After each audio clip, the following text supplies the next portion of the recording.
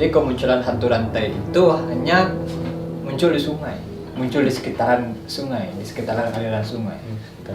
Ada tanda-tanda munculnya. Tanda-tanda yang munculnya itu adalah kalau biasa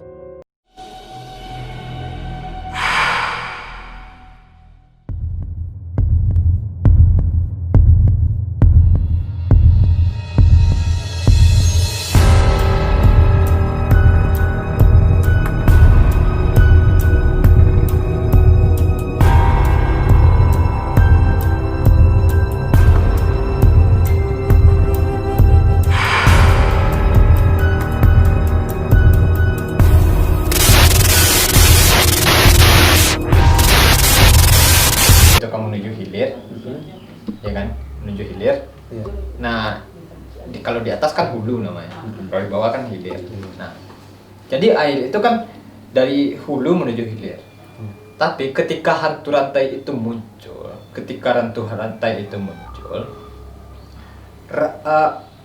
air yang mengalir dari hulu ke hilir ini, ada beberapa air yang justru mengalir dari bawah ke atas. Ya, dari hilir ke hulu seperti itu, sekitar 3 atau 4, dan itu dalam bentuk garis. Bentuk garis. Itu garisnya hanya kecil-kecil saja. Masyarakat di situ percaya bahwa garis yang ada itu, garis yang muncul itu adalah wujud dari rantainya itu. Jadi orang Selayu itu percaya bahwa itu hantu rantai itu yang muncul. Itu kemunculannya seperti itu. Nah,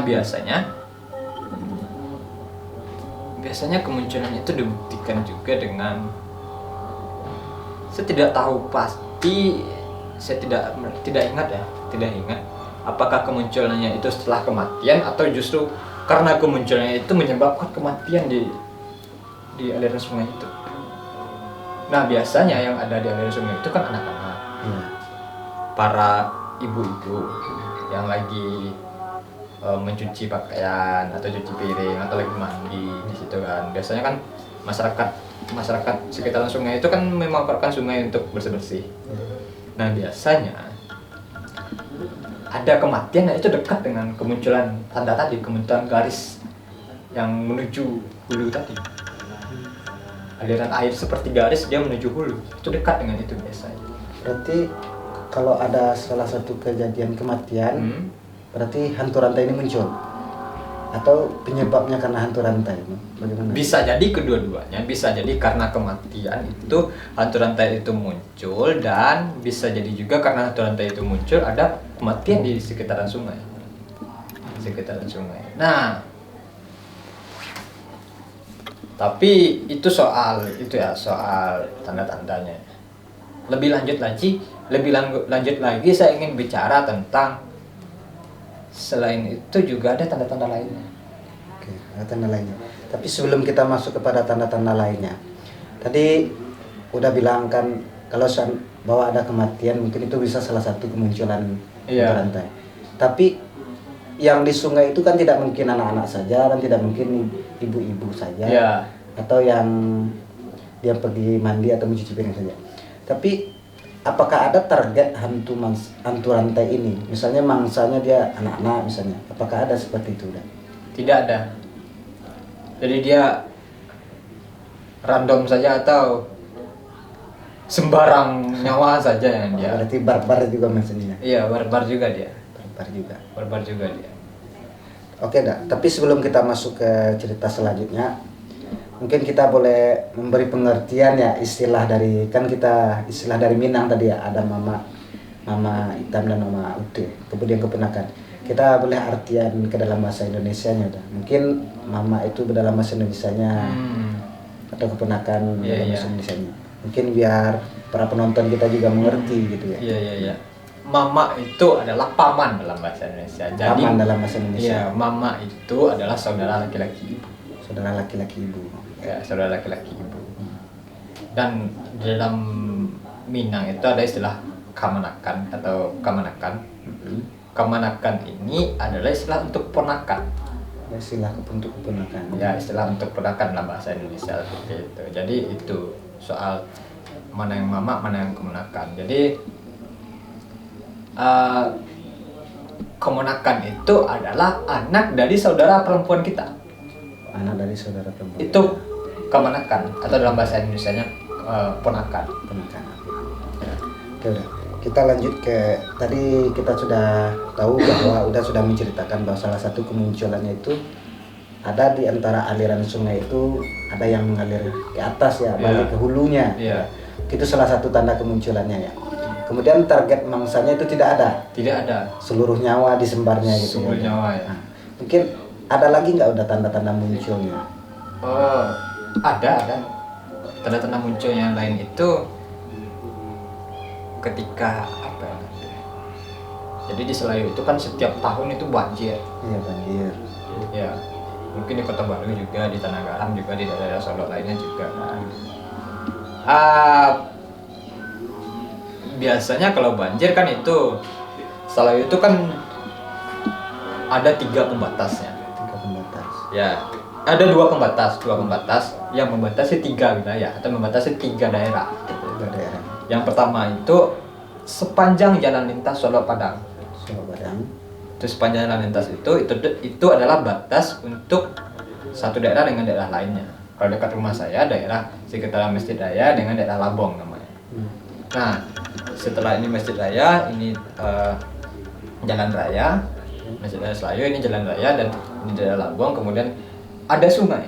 Ada sungai. Nah, sungai ini tempat hantu rantai itu. Nah, di balik sungai itu ada lagi kampung. Lagi kampung. Kita menyebutnya Kampung Rawang namanya, atau Kampung Rawang Sari gitu. Sari. Ya.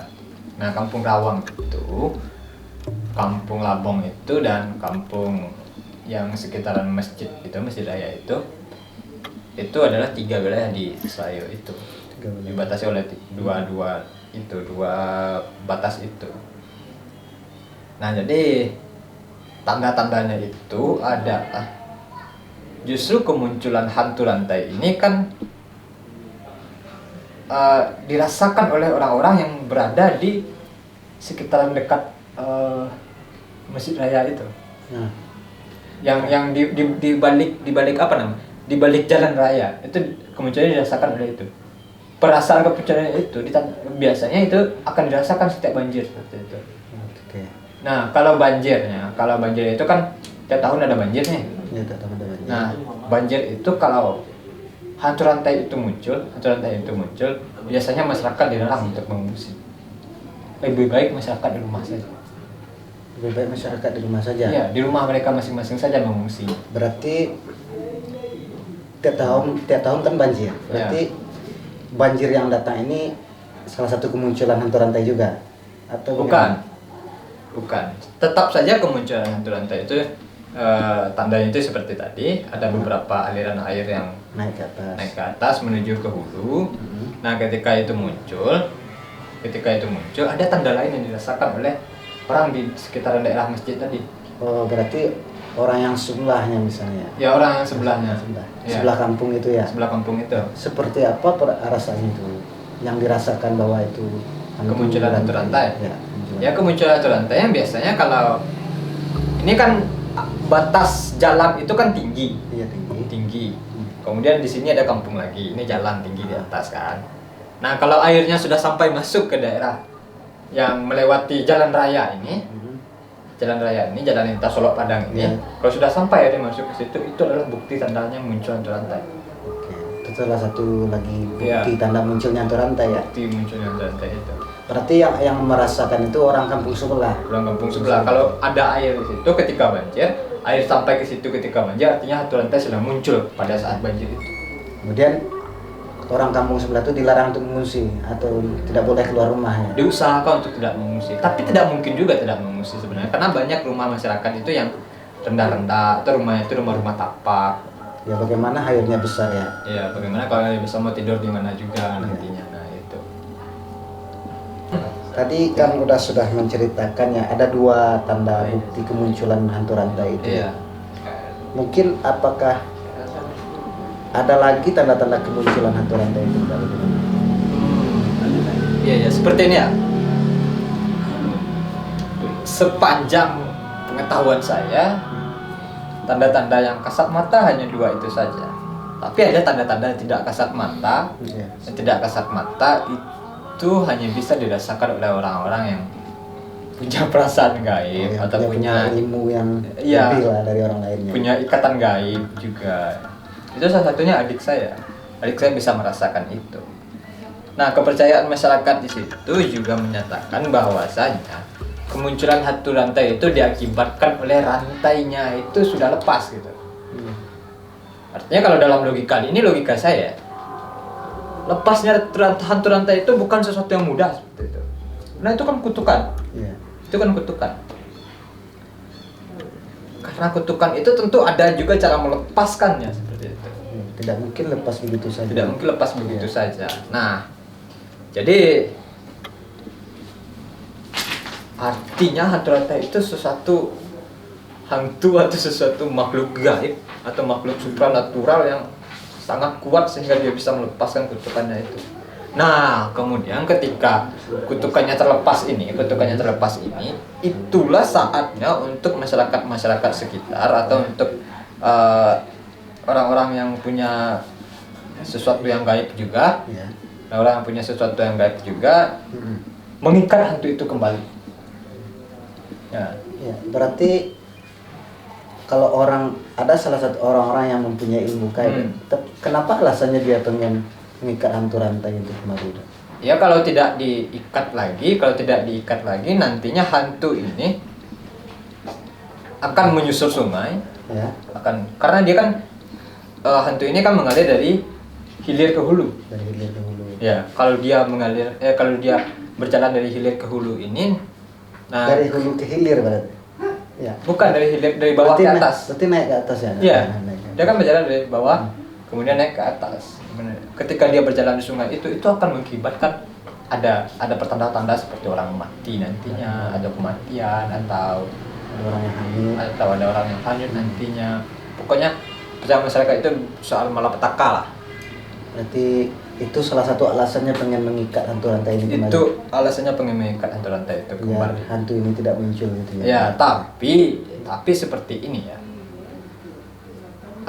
Ikatan itu sampai sekarang itu tidak bisa diikat permanen. Ya, Tapi bisa diikat. bisa diikat tapi tidak bisa permanen. Ada waktunya bisa dilepaskan kembali gitu. Tidak waktunya bisa dilepaskan kemarin, tapi dia punya kekuatan sendiri untuk melepaskan ikatannya itu, untuk melepaskan rantai yang dia punya itu. Dia punya kekuatan tersendiri gitu. Nah, jadi kepercayaan masyarakat di situ juga menyatakan bahwasanya orang-orang yang mampu mengikat hantu rantai ini adalah orang-orang yang punya hubungan dengan si gadis. Oh, gitu. Ya, Berarti gadis ini kan yang hantu rantai ini ya. Iya. Ya.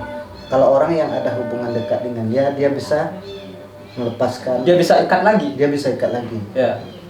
Tapi tidak satu pun orang yang berusaha untuk melepaskannya. Sehingga wajar saja kepercayaan masyarakat di situ menganggap bahwasanya hantu rantai itu dari masa ke masa dia akan bertambah kuat dan bertambah ganas.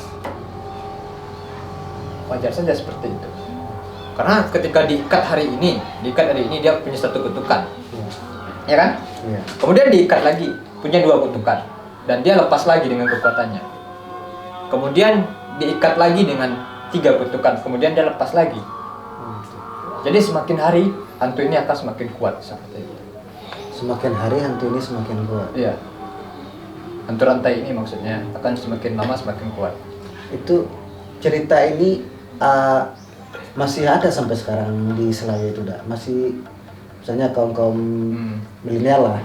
Apakah masih mengetahui cerita yang berada di Selayu ini? Ada beberapa anak-anak yang sudah tahu, yang tahu dengan cerita ini, dan mungkin ada juga yang tidak. Tapi cerita ini tetap diwariskan. Dan kalau kita bicara hantu, kita juga bicara lokasinya di mana. Iya, lokasi kita tahu. Itu bisa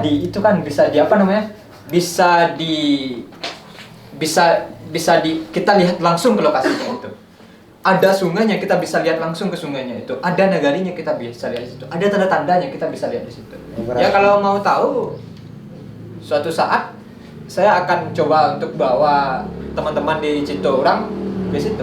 Kapan-kapan lah. Berarti sampai sekarang masih ada tanda-tanda itu ya? Masih. Masih sungainya masih ada, lokasinya masih ada. Ya. Oke, kita sudah berbicara tentang hantu rantai begitu panjangnya sehingga kita sudah mengetahui bahwa hantu rantai itu perempuan ya. Iya. Ceritanya bagaimana, asal usulnya bagaimana. Mungkin sampai di sini dulu pembicaraan kita udah berbicara tentang hantu balon. Mungkin para penonton yang ingin berbicara tentang hantu-hantu yang lainnya silakan komen di bawah. Nanti kami akan berbicara lagi tentang hantu-hantu yang lainnya.